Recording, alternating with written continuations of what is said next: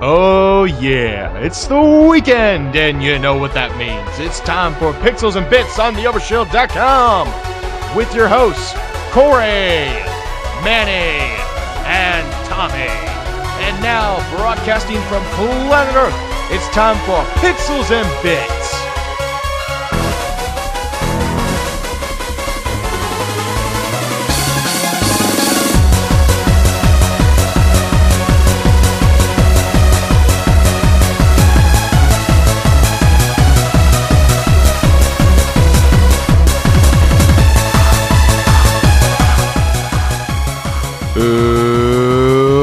Welcome to Pixels and Bits on the Overshield.com. My name is Corey. Hi, welcome to episode 85 of Pixels and Bits. As always on the Overshield.com, I am your host as always, Corey, and I am joined by my co-hosts, Manny and Tommy. Say hi, guys. Hello, Internet. How y'all doing? And yes, we're back. We're alive. We still exist. Summer's a tricky time for us, isn't it? Especially with schedules and school and work. Oh, that's... Man, who the fuck thought college... It's like, hey, let's offer college in the summer. Kids would like that, right? Ugh. Yeah. Ugh. That and Mass Effect. I haven't had a proper summer break in 4 years. I miss it. Instead, my school breaks are, okay, you get 3 weeks off. Okay, 8 weeks. Okay, get a week off. All right. Another 8 weeks. Okay, you get 3 weeks off. All right. And then it just repeats and repeats. I have never had more than 3 weeks off between classes in the past 4 years. Oh, wow. Well, you know why this summer's so brutal, right, Corey? Guess where we didn't go this year? No conventions. Wah, wah. Me and No Manny have not... SCC. I'm sorry, no, I'm speaking for myself here. I have not gone to a single convention all year. The only one Manny has gone to is Cosplicon. And even that, it was kind of, Yeah. Well, What'd no you say? special guests. So no, they're like, he's like, let's make the cosplayers the special guests. That's a brilliant idea to spend the money. Yeah, it's like, hey, let's go to a basketball game, but neither team showed up, so we'll just make the guests for basketball. Make the audience play. Yeah, That would actually be fun to watch, though, honestly. Not gonna lie. it would be. No, like last year it was like that, but they had the one guest and it was Johnny Young Bosch, and it's like, all right, guys, we got LeBron James on there, but we couldn't afford anybody else, so you guys can play him. Yeah. I mean, that's pretty much what it was. But anyways, yes, we're back, and all this goodness. We will have our usual news desks and middle segments, and people doing stupid shit, and shout-outs as always. So yes, let the good times roll. Let the fall roll on, because fall is a good time to be a gamer, especially when you got some kick-ass games coming out. Halo 5. Who's Fallout 4 for me, man. Okay. Fallout fucking 4. That and Just Cause 3. I am so excited for Just Cause 3. I can wingsuit now? Oh, you know how much faster you're going to be able to get around now? It's like, screw planes, I'll just wingsuit my way around the island. It does look Yeah, fun. for me, it'd be Battlefront and the new Xenoblade. Oh, I just realized a great DLC idea for Just Cause 3, and they probably will do this. Okay, so who here played Just Cause 2? I downloaded it for free with the Games for Gold, but I haven't touched it yet. Okay, so I am I did. the only one? Okay, so I'm probably the only one who put... I put like 70 hours into Just Cause 2. And I had all the DLC, and there was one DLC where you had rockets strapped to your parachute. Jeez. And so, like, you had, like, right above your head on the parachute straps are, like, 2 rockets, and you can just go and just take off in your parachute. And you could literally fly upwards in your parachute. But now I've got the idea. It's like, for DLC developers, please listen to this. Attach a rocket to the character's back as you're wingsuiting, so you could rocket as you're wingsuiting. Well, I'm sure that's Basically, gonna happen. it's a jetpack. You got your character as a jetpack. You know how cool that would be? Why not just make a jetpack instead of that? Because wingsuit plus rocket on your back, cooler idea than jetpack. I'm sorry. Okay, fine. Well, because there's some developers is like, hey, let's add a rocket to the wingsuit. Isn't that a jetpack? No, shut up. It's great idea. DLC idea. I mean, sell that shit. Okay, I'll design it. So you just want to put a rocket? Yeah, put a rocket on his back. Okay, sell that shit for $40. Sorry, I'm overemphasizing the price. It's probably gonna be more like $4. I'll still buy it. I don't know. That's a lot for just that. Dude, it's a game changer. Okay, fine. Marketing terms, it's a game changer. We'll see when it comes out. All right, now, sorry, we got off track. I'm so excited for this fall, but let's get into the news desk. Hit the music. It's been forever since we've done Hey, that. we were on cue, All right. though. We were. Now, let's talk about some game announcements. We got a couple. Just a couple. We have a new Resident Evil game. Yay-ish. Yay, and it's a remake. Yeah, that's right. That's where the ish came. I'm like, And what new it's art Resident game? Evil 2, which is basically the second best one in the series. And I know some people will be like, what? But it's the best one. It's got Leon and Claire, bitch. And I'm gonna be like, you know what? Leon didn't need that Claire, bitch. He was good enough on his own in Resident Evil 4. He didn't need any help. Well, that's 4. This is 2, so... 4's better. Yeah. Well, when 4 finally gets a remake, which I'm assuming will eventually happen, then Because you that's can all be excited. Capcom can No. do these days. I know, right? No, because they can't afford to make anything else. You That's know, their if problem. they're gonna remake something, they need to do the Onimusha series. Holy cow. That would be a good one. What's a... What am I thinking of? There was... Ghosts and Goblins. Remake that into like a high-def side-scroller. And it'd be the side-scroller version of Dark Souls. Boom. That shit would sell nowadays. Because people love having their souls crushed. Yeah. Mm. I know, that was a little punny. Yeah. Oh well. Oh, by the way, Manny's, there's something for you and me since we're PlayStation 4 owners. Oh yeah? There's a new firmware update. It's firmware 3.0. Ooh, what do those entail? Well, it's currently in beta in Japan, but you'll be getting some new alternate methods of broadcasting and sharing video games. You can stream to YouTube. Cool. I know. Well, that might not sound like a big deal, but it is, considering that now you can stream on Twitch, Ustream, and YouTube. Let's see, what is it? Oh yeah, you can basically upload now everything to YouTube. You can stream to YouTube, you can upload videos to YouTube. So I think basically Sony's idea of getting PS4 to be the sharing platform, and now that they've got it on the biggest median you can do that, I think that idea has now finally been achieved. So I think they've achieved. I think I'm repeating myself because I love the share button. It was a great idea. Anybody who says otherwise just really doesn't get the fact that people like to talk about video games, especially on social media. So, bleh. That's my little spiel. Now, I'm gonna talk about something I really, really like. Something that I have loved for over a decade. And that is World of Warcraft. Oh, yeah. And guess what? There's another expansion! Oh, no, I'm not surprised, but... Hold on. Let's see, which one is this? We had the Burning Crusades, Wrath of the Lich King, Cataclysm, Pandaria, Warlords of Draenor, and now we have Legion. So we now have 6 expansions. Jeez. And Corey's That's trying how- to drag me into this, so that's the crazy part. The good thing is that it's now cheaper than ever to get into World of Warcraft, because it's like you pay like $20 and you get the game in like the first 4 expansions. But basically, if you're a World of Warcraft player like I am, but to be honest, I'm not sure if I'll ever go back.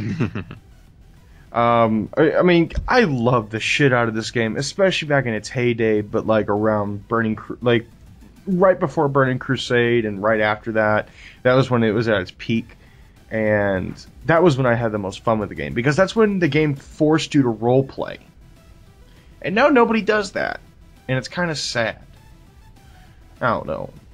I'm not sure if any of you guys ever role played in your video games or not, if you know what I mean. No, I don't. You know, like pretend, like act as your class and race and stuff like that. So Like, you mean I have to in, act like a... physically outside of the game itself? No, not physically. No, Yeah, like, that's what? dude. That's LARPing. This is role playing. hmm. LARPing is live action role playing. How the hell can you live action role play in World of Warcraft? Well, that's why I was It's asking. what I'm the trying to game is figure out. the game is cartoony as fuck. Anyway, all right. So here's what's new in the new Legion expansion. There is a new continent called the Broken Isles. The Burning Legion from Burning Crusades is back. There will be new artifact weapons. There will be a new PvP honor system. There will be different halls for specific classes. There is a brand new class for the first time since, I believe, since Miss Pandaria. It's the Demon Hunter. And then level cap goes up to 110, and there's going to be a lot more emphasis on dungeons, which means there's going to be, I'm guessing, roughly 6 to 7 dungeons at launch. Well, that's cool for those who still play it. But... sounds fun. Oh, no. The Demon Hunter class, just, basically it's like, hey, let's take Illidan and make him a class. Boom. Mm. That's essentially what it looks like. Oh, well. The artifact weapons, that's... It seems to me they just took it's like, hey, let's take legendaries and just re-release them as a different name. I don't know. Because, like, some of the items are like, hey, here's Ashbringer, here's Doomhammer. I'm like, those items have been in the game since day fucking one. And you're just now saying, oh, we're going to reskin them and say, this is a new thing! I'm going to be honest, I'm a little underwhelmed by this. Will it get me back into World of Warcraft? Probably not. I am... As much as I love the game, it was the community. And that's what makes a good MMO. But, unfortunately, it looks like World of Warcraft will not be changing anytime soon, because in an interview with Gamescom, this is next story if you guys didn't catch, Blizzard has revealed that it has no plans to create a sequel to World of Warcraft. In an interview, executive producer J. Allen Brack explained that he doesn't believe MMO sequels traditionally work, and has admitted that the company is already thinking about the next expansion. Even though this one doesn't come out for another year. Right. Well, that kind of makes sense. Why reinvent the wheel if you can just add, like, spikes and stuff? I mean, I guess, but, like, the game engine is now... When your game engine is over a decade old, you're kind of limited to what you can do. And you could, and as much as they polish World of Warcraft, and it's as polished as it's ever been, it still feels dated. Yeah. It still feels very dated. In an interview, he said, there's not a really good model for a successful sequel MMO. He said virtually all of them have been very significant failures, and I think we're very conscious of that. Not just small failures either. We're not actively working on anything on the MMO front that is not World of Warcraft.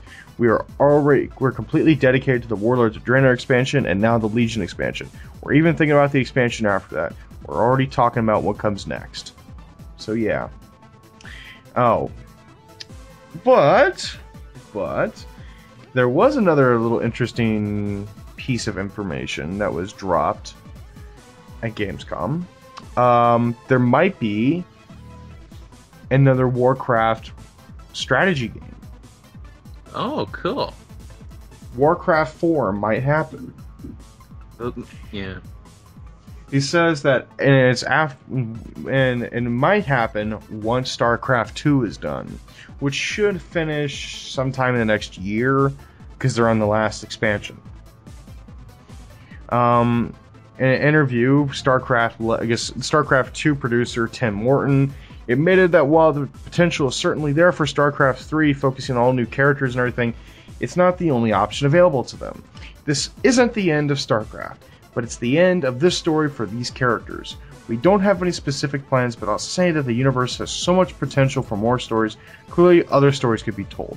It's very rewarding to hear that there's a demand out there for more RTS content in the Warcraft universe. So once we're done with Void, I think we'll get together a team and talk about what would inspire us to work on next. There is no question, though, that we'll consider Warcraft, StarCraft, or even new ideas. Anything is possible. I'm just going to do this. Please just do World of Warcraft. You have not put out a Warcraft RTS since 2002. That's... oh... I actually really enjoyed Warcraft 3. And I honestly, as much as I love StarCraft, I much preferred Warcraft the RTS over StarCraft the RTS. Which one became an MMO and then completely forgot what it came from? Well, I think we all know the answer to that. And now let's talk about another game that's probably going to last forever and have a waning fan base and that people love or hate it. And that's Destiny. Ugh. God damn it. That game. The love-hate thing with that game. Yes. So there's some new changes coming to Destiny the Taken King. 2 minor changes that may have a big effect on gameplay. Ghosts are now set to become more than just floating chatterboxes, or in this case, floating dinklebots. Not even An interview anymore. with...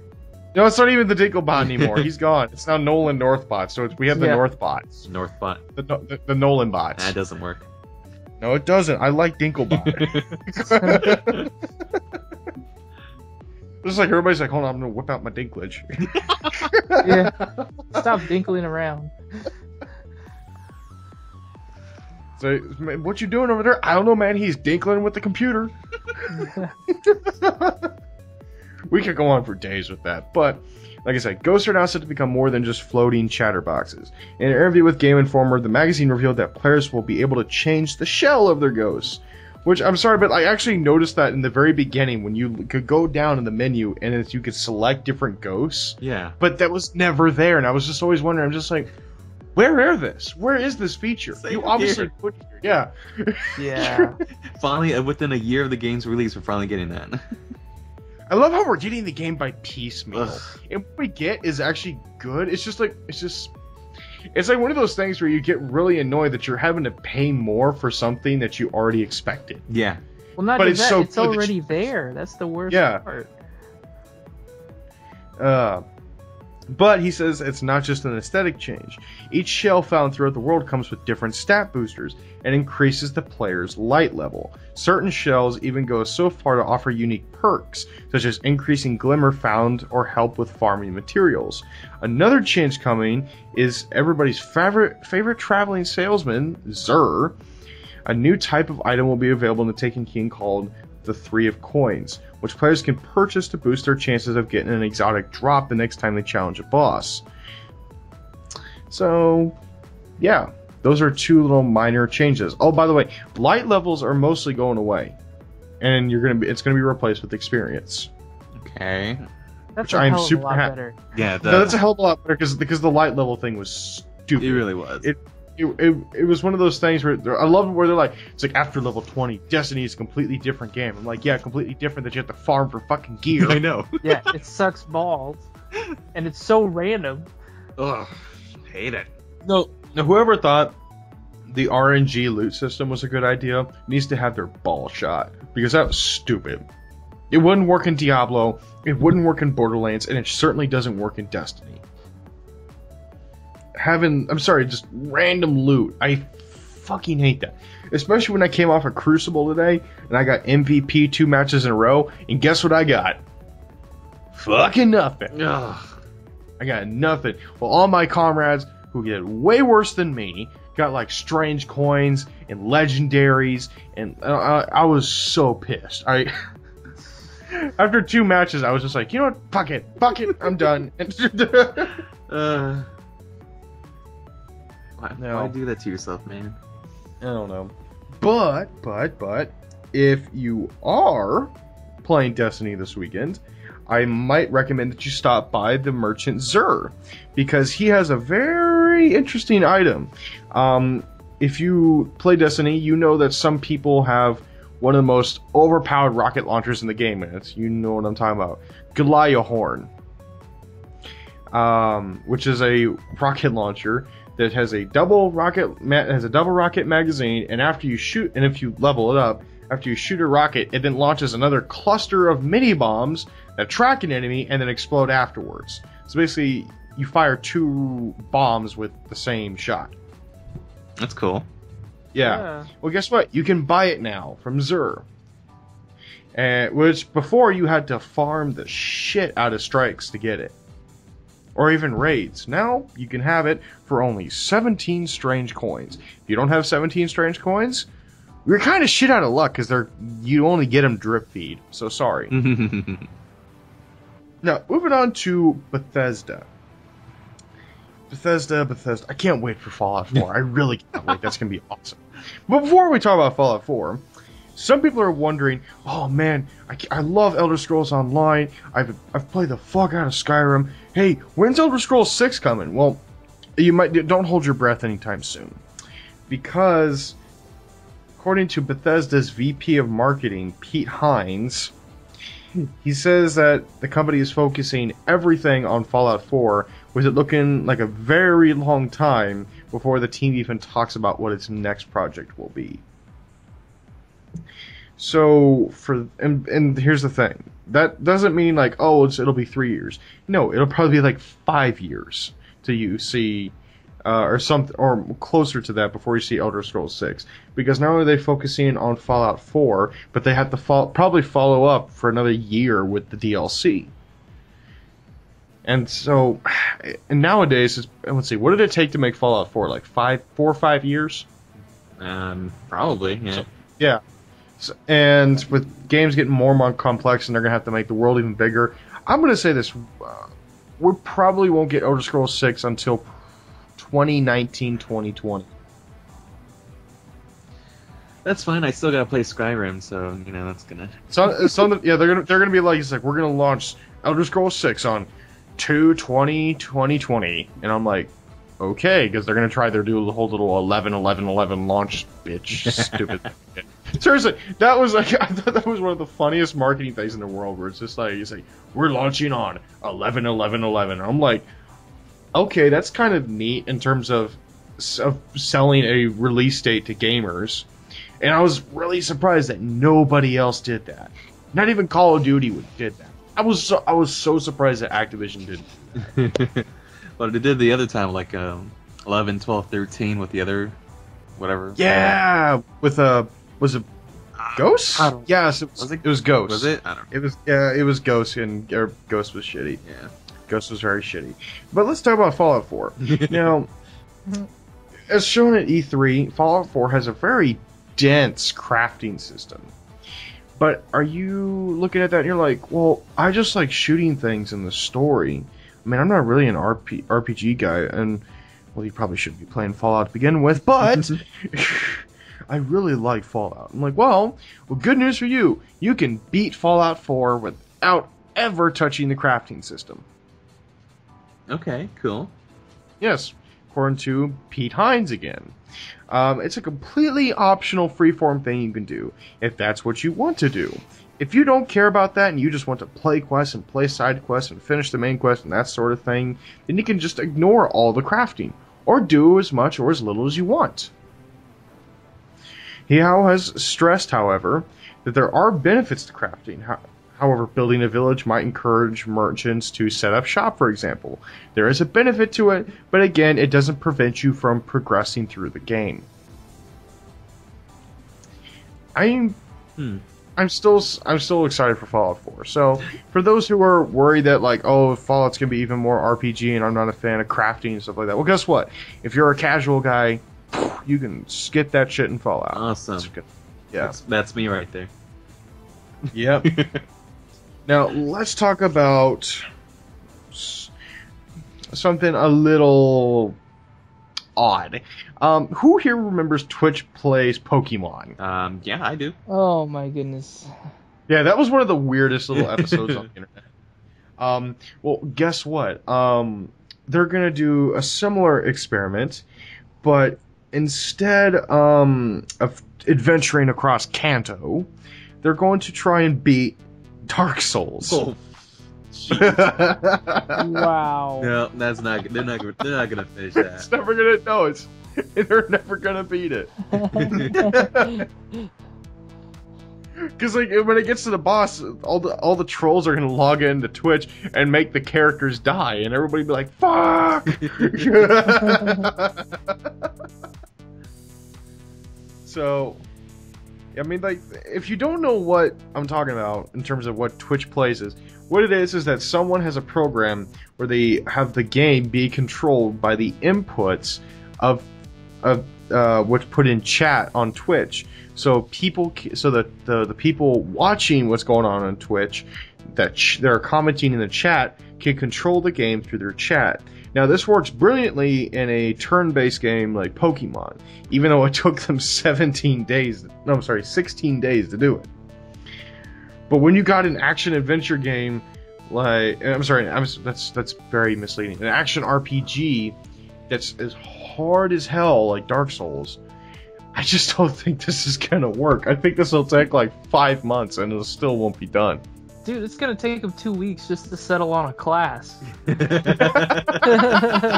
Seriously. It's alright, we're 5 days in and we just got past the character creation screen. I don't know. I'm interested to see how this turns out. But who knows, maybe like a bunch of like Dark Souls, like hardcore fans will take over Twitch and like blaze through the game or something. Who knows? It'll be interesting to see.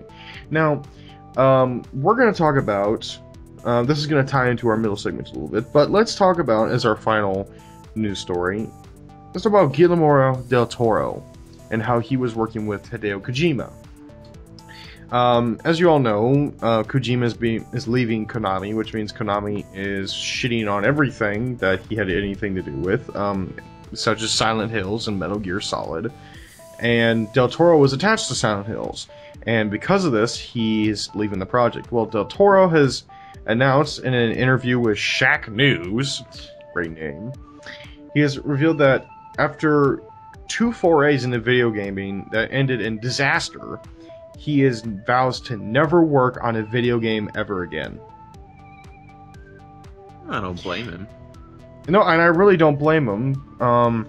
If you don't know the games he worked on, he was working on Insane for THQ, which that was announced I think in like 2011 or something. And then when THQ went under, that got canceled. And then this whole thing with Silent Hills and Konami and shit. I mean, seriously, that whole situation is fucking stupid, but we'll talk about that here in a few minutes. In an interview, he said, "I have proven to be the albatross of video games. I joined THQ, and THQ goes broke. I joined Kojima, and Kojima leaves Konami. I have decided, in order and how to destroy anyone else's life, I have decided that I will never get involved in video games. Otherwise, I'll join someone and his house will explode or something." Okay. It's just, that's such a sad thing, though. I mean, look what you've done, Konami. Look what you've done. Bad, Konami. Bad. Oh. But now it is time to move on to our middle segment. And our middle segment is this. How important are game creators really to the publisher? Because companies like Konami seem to think that they don't mean dick in terms of game development. But this is Konami. They're not really known for having a brain right now. Literally from what I hear, the CEO, who's like this 88-year-old Japanese man, I hear that he's like partially like he has like dementia and shit like that. So that might give you a clue in terms of the mindset of the guy who's running a multi-million-dollar Japanese company. But I don't know. What I'm going off is that in a recent interview with GameSpot, EA executive Peter Moore said that this should not be happening. He says that they should just kiss and make up, because otherwise it's just adding more and more venom, I guess in a sense, to the industry. When asked whether or not EA would be interested in working with Kojima, he says, "I've always liked Kojima-san. I got on with him during my days at Microsoft. I just think what's going on there, I think both of them should just kiss and make up. From my experience, I've spent a lot of time working in Japan. I think Konami and Kojima will figure it out. Those kind of business relationships in Japan are typically for life, and Kojima is such an important part is such an important part in what has gone on there." And clearly, Kojima and Konami are at a rocky stage in their marriage, but you could take what is said about Kojima Productions, about a game not adhering the budgets, about a game not being written. You can apply that to a lot of people. But in the end, the EA boss believes Kojima and Konami will be able to reconcile and continue their close working relationship, saying they'll kiss and make up. They'll be fine. I'm going to disagree, though. I'm going to say that, I think Kojima is done, and with Konami. And I think he's made that adamant, and I think Konami's made it adamant that they're done with Kojima in the way that, they've basically scraped his name from his game, which I think that's shady as fuck. Yeah, that's messed up. Because someone's like, oh, it's not been on everyone's game. Like, buy any Metal Gear game, and on the box it'll say a Hideo Kojima game, or Fox Productions, or something associated with Kojima. If you look on any of the box art that's being published for Metal Gear Solid 5, 5, nothing there. Not a single thing. Because Konami means middle finger to everybody. What was that picture that Manny put up? What was it? It's like Konami's memo for 2015. Oh, yeah. Fuck Metal Gear, fuck Silent Hills, fuck Kojima, fuck everybody, fuck you all. It's literally what's going on right now, and the fact that they recently last week announced a Silent Hills pachinko game. Oh, Seriously, that just makes it even worse. So I'm going to ask the question again. How important do you think it is to a good relationship between a creative developer and the publisher? And is it ultimately necessary for a business like Konami to thrive? Or will they be fine making pachinko games? Go. Manny, go first. Well, when you say creative developer, are you talking about like a single entity, like a particular individual, or an actual company? Like a director. Like, is the director really that important of a person in terms of the influence on the project? And my answer would be yes. Mm-hmm. Look at Nintendo's projects, an example. A lot of them have been led by Miyamoto and Aonuma. Iwata was a director for Earthbound and Kirby and Smash Brothers. I'm sorry, not Smash Brothers. That was Sakurai. What am I saying? But clearly, it's important to have someone in that position who has a certain amount of influence. But would you say that they're more untouchable than most employees? Because it seems like Konami treats creative developers as any other, like creative directors as any other employees, that they can just be swapped in and out. Whereas for example, in their company, you can actually, like, if you disagree with what the bosses are saying, you could be a programmer and then the next day be told, hey, guess what, you're a janitor now. Mm-hmm. No, that I think about it, and I do believe it's important that you have a strong relationship between the creative director and the publishing company. And case in point, we met Mr. Keiji Fune, at last year's SGC, and he was actually the director of the entire Onimusha series.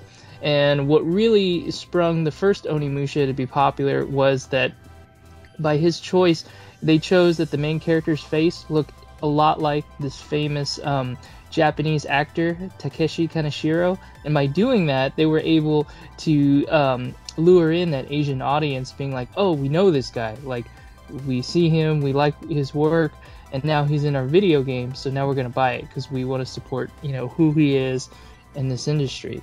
So yeah, it's decisions like that made by specific key individuals I think will not only help, promote a game, but also, really get it lifted and recognized down the road. Exactly. Tommy, do you have anything to say? Well, I don't know. I'm trying to. I mean, the creative director. I mean, because the publisher, that's his boss. I mean, they're the ones that has the publisher is basically, we're the guys who write you the check. Yeah. Satisfy us, and we'll write you more checks. Let's see. Well, I mean, there's those rumors that he was going over budget. Things were taking too long. There was those. I mean, he wasn't satisfied with his work. But here's the thing. And as much as that is like a cardinal sin in business, keep in mind that this is a director that has a history of that. So them complaining about Kojima going over budget it's like criticizing a dog for barking when he sees a car go by. You know that he's gonna do it. Yeah, but maybe that was him doing it again was that, that final straw, which is like, okay, we can't take it anymore. I'm sure there's a much larger story which we obviously don't know, yeah. But it'll be fair, the budget for Metal Gear Solid is a lot smaller compared to a lot of other AAA games. I am. It was $80 million, I believe. That's a lot. That's about what Witcher 3 was. Grand Theft Auto was $250,000. Destiny was $500 million. I'm sorry. Grand Theft Auto was $250 million. Destiny was $500 million. So, which I don't know if that was $500 million of the initial game or for everything. So that'll be. I have no idea how to answer that one. Yeah. But it's clearly, and I think there's a clear sign that yes, the creative director is, in terms of design choices, I think should be given, which I don't want to say more leeway, but he definitely has an influence on the game and the staff that you can't just swap with somebody else and have the same efficiency. No, you couldn't. No. Yeah. Now with like Metal Gear and all that, because it's been such a long series that it's it's best any change that doesn't mean it's good, because obviously if it's not the same people, you can automatically, the fans are like, well, this is gonna suck now because it's not the same people. But I'm trying to think of like a film aspect of it. Like director, you have the executive producer, you have like Michael Bay, and then Steven Spielberg saying, okay, let's fire Megan Fox. Yeah, but for example, the new Star Wars films that are coming out. You can see the trailers and you can be like, okay, I could tell that's being made by J.J. Abrams because it has his traditional things. That he has the lens flares, the practical effects. Mm-hmm. Those are two major things that dictate J.J. Abrams' style, especially when it comes to sci-fi movies. Now, if you swapped him out with Michael Bay, would you have the same movie? No, you wouldn't. No, you wouldn't. Explosions. So I think this only further proves the point that Konami has no idea what they're doing as a video game company. Because to me, it seems like they're thinking that they're more of a software company than an artistry company, and that's what video games are. It's art. You're not putting out a freaking spreadsheet software. You're putting out an amalgamation of arts. And you have to have the people who understand that. Otherwise, you're going to have the pachinko machines. God, who thought that was a good idea? Yes, it's like, take boss, you know what we should do for the next Silent Hill game? Yeah, even though we just canceled Silent Hills, we should do a pachinko machine. By the way, if you have no idea what a pachinko machine is, it's basically it's a Japanese interactive slot machine, and it's fucking stupid. That's what the Silent Hill game is going to be. That's what Silent Hill, and that's what Metal Gear's being turned into. That's what Castlevania, Ghosts and Goblins, all that shit's being turned into. Fucking pachinko and mobile games. Hope you're happy, Konami. I hope you're happy. Enjoy that short-term money as your fans slowly roast your building from the outside with their pitchforks and torches. There's this funny pic that I just saw right now. It's like, I don't need sex because Konami fucks me every day. Yeah, That's good. I wonder if Kojima wears that shirt every day he goes to work. Well, here, let me say this though, Corey. Like that statement you said about that games are not software, they're art. In a way, I actually kind of strongly disagree with that. And I say that because in light of the last few years where games are just being released buggy as hell. I mean, look at Skyrim with Bethesda, when especially for on the console, like for the PlayStation 3, it's like there's a lot of shit that hasn't been fixed, and someone could argue, well, look at the scale, look at the artwork, look how much we've, progressed from Oblivion. But it's like, it's still buggy as fuck, and it's like, unless someone addresses it, it's a shitty game. So. And I would argue that the bugs add to the charm. Yeah. Oh, come on. I'm sorry, who didn't laugh their ass off the first time when you're playing Skyrim and you see the dragons fly backwards? Really? That shit was funny as hell. I would laugh, but I wouldn't take the game serious after that. I wasn't exactly laughing when I stored all my loot in my chest and stuff in the house, only to come back that it's missing. Like, fuck. Well, you had Or the like PS3 version, so you kind of had that coming. Yeah, there was a lot of stuff wrong with it. They never fixed it. No, They they didn't. never ever fixed it. They didn't. Like how you put. And that like, is the why upper you should dog- play Skyrim on the PC. Yeah. How's it on the Xbox? Is it good? It's alright, but I got it on the PC and it's much better. I modified the dragons to be Randy Savage. Oh my god, really? Yeah, they'll show up and instead of like roaring, be like, yeah! It's one of the most popular mods out there for Skyrim, and I thought it cracks me up every time. I don't know. It looks like that's Macho almost Man the Randy Savage with like an elongated neck and like strangely morphed arms and shit. Wow.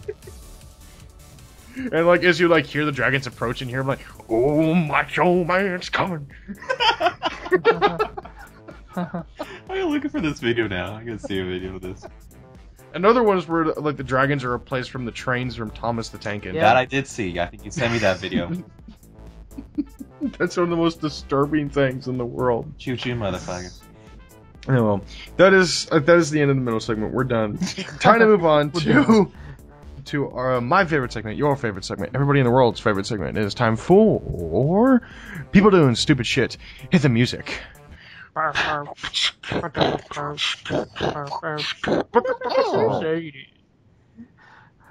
Manny, we can't say Slim Shady copyright and shit, man. Come on, man. We're already doing that with You the pixels. want to get this channel banned?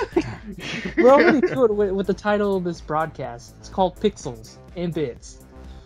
And then the pixel. Yeah, Adam Sandler will sue us for that. It wasn't Shut us down. Did you hear about that? That like Adam Sandler, like he had some legal group go on Vimeo and shut down any video that had the word pixels in it, even his own trailers. I saw that. I was gonna bring that up.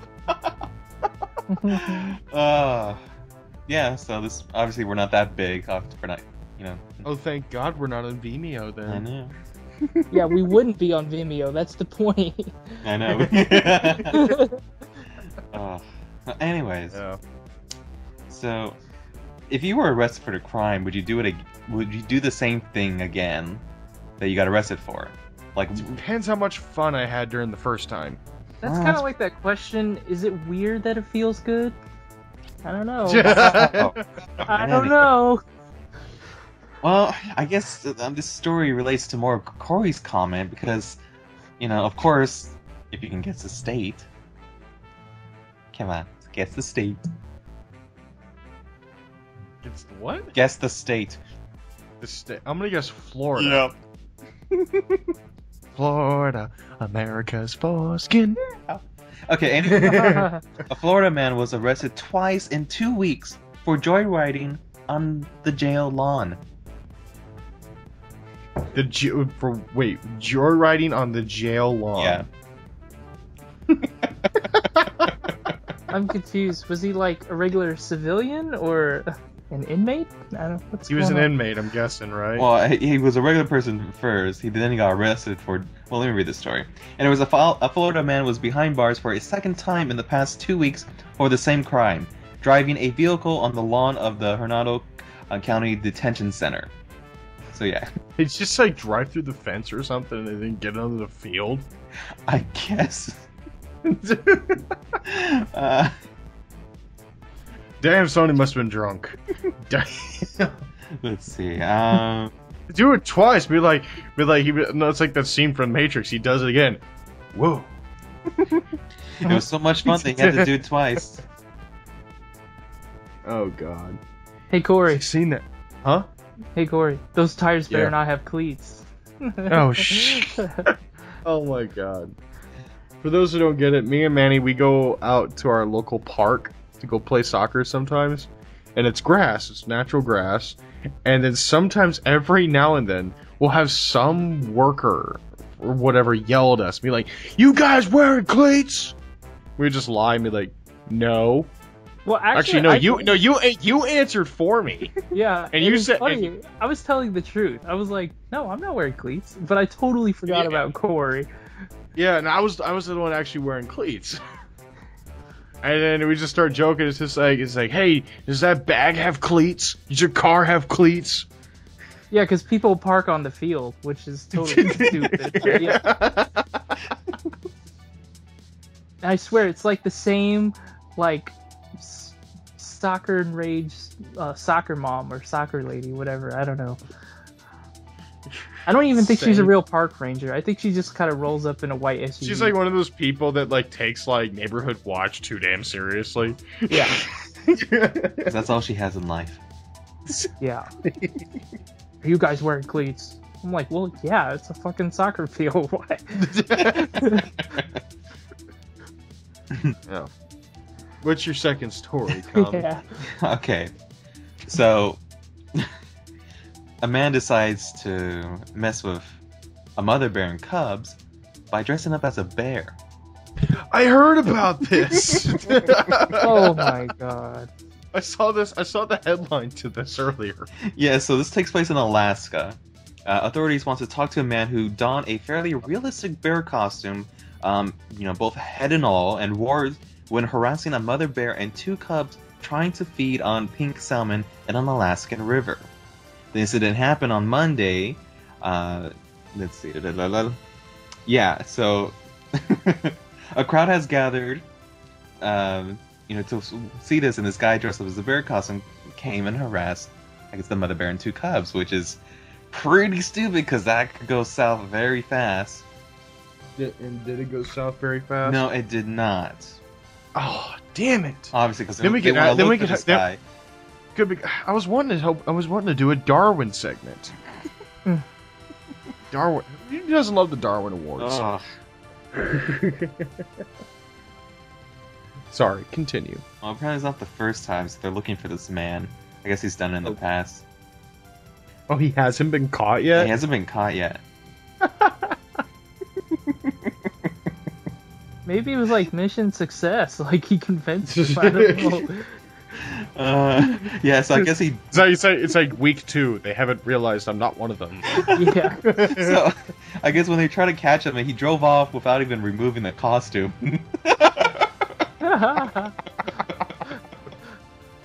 So there he is, just. I don't know why, but I'm reminded of the movie Super Troopers. remember the scene where he was in the suit with the bear, Yeah. and he was running away, and he still has the bear in front of him. Yeah. I hope the sequel's good. I hope it doesn't suck. God damn. Okay, so my last story. All right, so you're on the run for, robbing a bank. So you want to stay low, right? But what's the one idiotic thing? Well, I guess not. There's multiple idiotic reasons to get caught for trying to stay low. But for you guys, what would be the reason for your downfall to getting caught after trying to stay low? Tweeting about it. Okay, you, Manny? Probably something similar. Yeah. All right, so this guy, he robbed a bank, and he was finally, and he got away, but he was finally caught when federal agents saw his photo about a low-budget horror film that he was starring in. Ugh. So he was the star of this low-budget horror film, and the federal agents saw him, and obviously he was caught. But Part of me is hoping that it's the guy who was making the low budget horror film was the guy who made what was it? What was the movie about the? Oh fuck, Manny! I think you know what I'm talking about. It was done by JonTron. It was like some bird movie that was like so terrible. Birdemic? Oh. Birdemic, Yeah, yes, yeah. yes. I hope it was the guy who did Birdemic, and then he gets jailed for it as well. Because that guy does not need to be making movies ever. And neither is Tommy Ever. Wiseau, but Tommy Wiseau. No, I think it was like No, I'm like just Tommy Nugent or something like that. yeah. I But don't Tommy know. Wiseau made The Room, and that's also horrible. Oh, that's pretty bad That's- too. that's- By the way, Tommy, I think I have one more story for all us. right, then go ahead. All right, so what is the best idea for a Kickstarter or Indiegogo campaign you can think of? The best idea? Yes, in terms of scope and scale, in terms of how big could you get? How big I could get? Wow. Hmm. Okay. I would. I'll try to bring back, since President Obama didn't go like the idea of having like their own Death Star. I would say that crowdfund Death Star. That's pretty close. Okay. But I'm gonna say, how about we do a Kickstarter to build Minas Tirith? From Lord of the Rings. Yes, someone is actually doing an Indiegogo campaign to build Minas Tirith, and they're asking, I kid you not, they're asking 1.8 billion British pounds. Oh my god.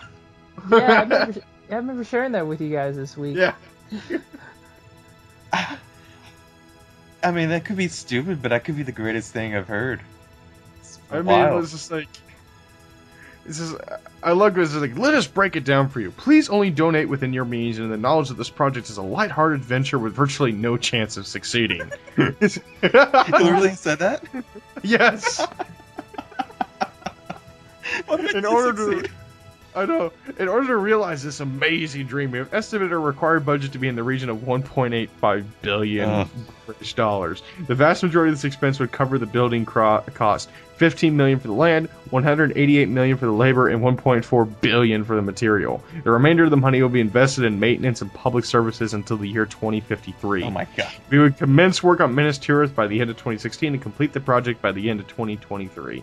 We are currently considering 2 locations for Minas Tirith, both in southern England. We make no claim on the image or name of Minas Tirith and will happily cancel this project should any dispute arise. If we don't reach our goal, of course, nobody will be charged. And the highest perk you can get is if you donate 100,000 British pounds, you are the lordship of the city. Oh, guys, we need to pitch in our money. grants you and your family exclusive access to all areas of the city, excluding private residences and businesses, and also permits the use of horse-drawn carriages for transport. You will receive priority on property purchases, direct communication links to us, and a seat on the city's executive committee. You will also be invited to a bunch of events. Oh my god. Dude, could you imagine putting that on your address? Be like, yeah, I live at Minas Tirith, England. Like, what the heck? That would be so awesome. Has it even made? I mean, I know, I'm sure it made some money, but You know what's sad is that like if this ever did get made, like in over 5 years, it'd just be called Suicide Tirith because everybody would be just jumping off that cliff at the top of it. This city makes no money. No, but you have to be on fire when you do it, though. yeah. Yes. You gotta As do you it in like go true up there, form. there's like a guy just like who's like, it's like get your free self-lighting torch.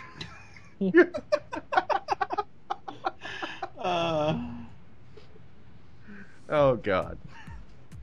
Well, sadly, it's never going to get its goal. It's in 14 days. Weirdly, in 14 days, it has raised nearly 68,000 British pounds. Yeah, not even But it's never going to get funded. It's 14 days and it hasn't even hit 1% of its goal. And that's because for it to hit 1% of its goal, it has to hit $10 million. Nah, not gonna happen. No. Man, I'm sorry, $1.8 billion. I'm sorry, no, British pounds. It's actually $2.8 billion. God. Well, have you seen that place? It's giant. It is pretty big, but I'm just like, God damn. Someone's doing this for a really good joke. Mm-hmm. And you know what? It's a good joke. I like it. Now, will it ever get funded? Of course no. No. It's fun. No. Anyways, that is the end of people doing stupid shit. And it's time to move on to shoutouts. Who would like to go first? I'll go. Okay, Manny, you go. I said I'll go. What? Had Tom to Awesome. go. I got mine queued up, but have him go anyways. Alright, well, I'll shout out to Dragon Ball Z Resurrection F. I mean, it just ended its limited release here in the U.S. and it's made about $8 million, which is great. That's pretty damn good for an anime film. And great for an anime film. It's number 9 in the top 10 animes. Can you guess the number 1 anime film here in the U.S.? I would say it's definitely not Akira, but I'm gonna say it's Battle of the Gods. No. Manny? No. Wait, is it still within DBZ universe or No. just any anime? Any anime that's been in a release in U.S. theaters. What's number 1? Number 1. I would have to say Akira. Akira is not in the top 10. What? Yep. Wow. Anime. Okay. In Is it a theaters. Miyazaki film? It is not a Hayao Miyazaki that's in the top 10. It is. I mean, some of his films are in the top 10, but it's not number 1. Oh. See, that's where I would have jumped straight to. There's Miyazaki, yeah, because he's like Disney. Shit. Ghost in the Shell? Nope. Theaters. Wolf Children. Nope. Summer Wars? Nope. I'm. Theaters. You're really gonna get a kick out of this. You got. Is it a Pokemon movie? It is the Pokemon movie. Oh. The first Pokemon movie. It made $85 million. Oh my god. That is not going to was be weird, top man. 10. I feel sorry for my mom dragging me to that. Because, like, looking back, I'm like, this movie's so fucking stupid. The first movie was awesome. I still watch it every No, now and they're then because all of the. stupid. They're all It's stupid. all- Yes, they're all very stupid. it's for kids. I mean, come on. No, I mean, it is totally for kids, but if I was the adult and I was doing it, it was like, Pika, Pika, Pikachu, Bulbasaur, and be like, oh my god, please shoot me. My dad fell asleep throughout the entire film. My dad fell asleep before the film actually started. Like, I mean, because of that, that short little mini movie episode that they had. He fell asleep during the Amanda thing. Yeah. You know what's hilarious? Like, at my theater, people actually started to leave. Like, they thought that was it. And parents are like, what the hell? No, I think you're thinking of the Digimon movie. That was the Digimon movie that had the Amanda thing beforehand, and everybody's like, what the fuck is this? No, Well, the Pokemon, first they had, like, Pokemon the movie. short one. Yeah, Oh, It's Pikachu's yeah. Vacation. that's oh, right. Yeah, Yeah, that was remember that? pretty dumb. That was pretty Yeah. dumb. Yeah, my dad's like, that's it? It's like 15 minutes? Some we paid $20 to get into this. What the hell? No, he paid $20. Oh yeah, he paid $20. So Resurrection F is number 9, which is great. It's just $1 million short compared to Dragon Ball Evolution, but I mean, for only being in theaters for a week, I mean that's great. Dragon Ball Evolution had a campaign of lies backing it, so yeah. I mean, it made like $9 million like throughout its entire run in theaters, which is really sad. And just Dragon Ball Z in 1 week made $8 million. That's I still remember my mom was like, "Hey, there's a Dragon Ball movie." I'm like, "No, there isn't." She's like, "Yeah, there's this Dragon Ball movie. It's called Dragon Ball Evolution." I'm like, "What?" And it's like real life Dragon Ball movie. She's like, "Yeah, let's go see it." I'm like, all right, it's probably gonna suck. He's like, no, it'll be good. And we come out and like, she's like, that movie was terrible. But yeah, I'm surprised you two haven't seen it. I saw it twice just to support. I mean, it was fun. It was great. Yeah, when I first went into the theater, it was packed. It was crazy. I wanted to go see it. I really wanted to go see it, but whenever I go see anime movies like that, I'd rather go see it with somebody else as well. So like last year, I went with my brother. He was not willing to go to this time because he's like, he, quote unquote, he's like, I don't want to get in the theater full of neckbeards. So I would try to get in Manny, and Manny's like, I can't, man, Mass Effect. Yeah, Mass Effect. I'm like, I'll just wait for the I told him, it was just like you say, dude, Mass Effect will always be there. Dragon Ball, however, will not. It'll come out on Blu-ray. Chill out. Oh, come on. You gotta experience it in theaters. Yeah. It's not the same, Manny. It's not the fucking same. I got chills down my spine when Sean Schemmel was screaming and shit in last year's movie. Oh, the fight scenes were cool. I'll tell you that right now. I heard like literally like the whole like last half of the movie is just one giant battle between Goku, Frieza, and Vegeta. Yeah, it was awesome. Dragon Ball Z. Oh well. Manny, what's your shout out? My shout out goes to the recent Mission Impossible movie. Holy Jesus. Like, I went into that movie with, like, expectations, like, 1 out of 10. Mine were at, like, 1,000. And I came out there, I was still shaking. It was that phenomenal. That was a good move. Saw that movie twice. Yeah, it was good. It had everything that an espionage movie should have and more. I was just blown away. Anyways. Yeah, Corey, you were going to say something? No. I was going to say my movie of choice for this week that I recently viewed on Blu-ray is I think personally the best film of the year, Kingsman: The Secret Service. Oh, great film. And I love that movie because like afterwards you just want to dress up. Yeah. You want to be like dress up and be like a freaking like awesome like British gentleman. I'm sorry, but like I love characters like that. They'll dress and act like a gentleman. He'll hold the door open for a lady and then kick the shit out of her scumbag boyfriend. Mm-hmm. I love movies like that, and that just tripped that trigger. It was like somebody had took the original James Bond films, cranked up the action and everything to like 11, and then just made it a little bit more campy, and that was Kingsman. I don't know. Oh, isn't Kingsman like part of a comic or graphic novel? No, I think it was completely original. I think it's inspired by something though. Really? Yeah, I think so. Or it could be I have no idea or something. I have no idea though. I did like Samuel L. Jackson as the villain, where he was basically like Steve Jobs. Yeah. I think it's hilarious. My favorite line is like, "Thank you for the happy meal." Yes. Yeah.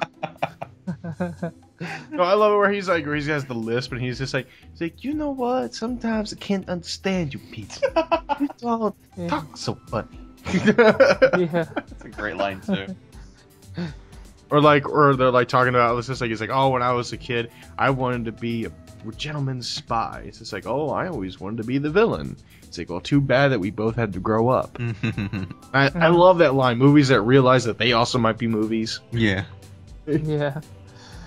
No, I remember watching the trailer the first time, and I'm like, oh, great, some, like, PG-13 teen spy movie. And then I watched the movie, I'm like, no, this is rated R. There's, like, butt sex at the end. No, there is. No, like, somebody asked me, it's like, oh, how's spoiler Kingsman? alert. Like, Spoiler alert. Yeah, spoiler alert. Yeah, it's like, it's like, Kingsman, he saves the day and fucks the princess. Yeah. The end.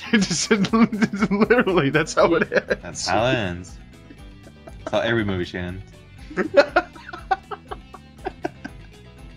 Saves the day and fucks the princess. That's... No, who here had their jaw on the floor during that whole church scene? Oh, that was great.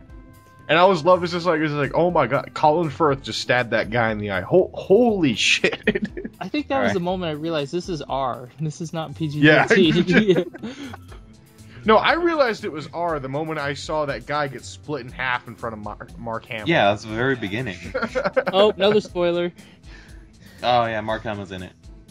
Yeah, Mark Hamill's in it. That's the spoiler. Yeah, cameo. All right, I think we spent a little too much time on that movie. Yeah. Anyways, it's a great movie. If you have not seen it, you are depriving yourself of one of the greatest spy action movies of all time. So, that is the end of Pistons and Bits episode 85. My name is Corey. I'm Tommy. And I'm Manny.